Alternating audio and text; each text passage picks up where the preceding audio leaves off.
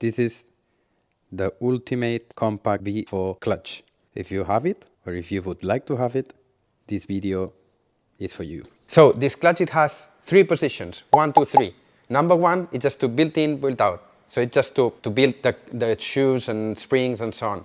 Or if the track is extremely slippery, but I would not recommend to use that position in other case. Number 2, the most common use. In a normal track or track which is a bit slippery, a bit grippy and so on. So you will use that many times. When you go to number 3, when you feel like it's extremely grippy and on power it makes like boop, the engine just missing power, you don't have that crispy power it has usually, then we go to number 3. How to change from 1 to 2 to 3? I show you. So when the clutch comes, it comes with the number 1, with the first position. And we told that the first position is only in some cases, not always. Why we did that? Because on this position, it means the springs has no tension.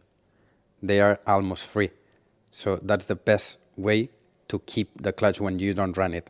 So if, for example, you make a race or a test or whatever, when you finish the day, just put it back to number 1 position.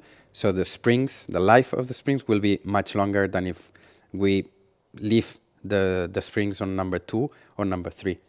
And then about the tools, if you see, we have arrows here.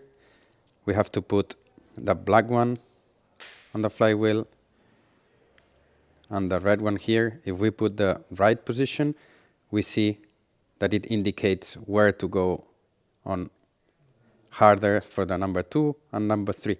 So the plus here, it means harder spring.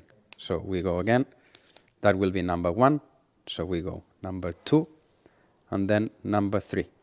Ready. And obviously you can change it built in the car.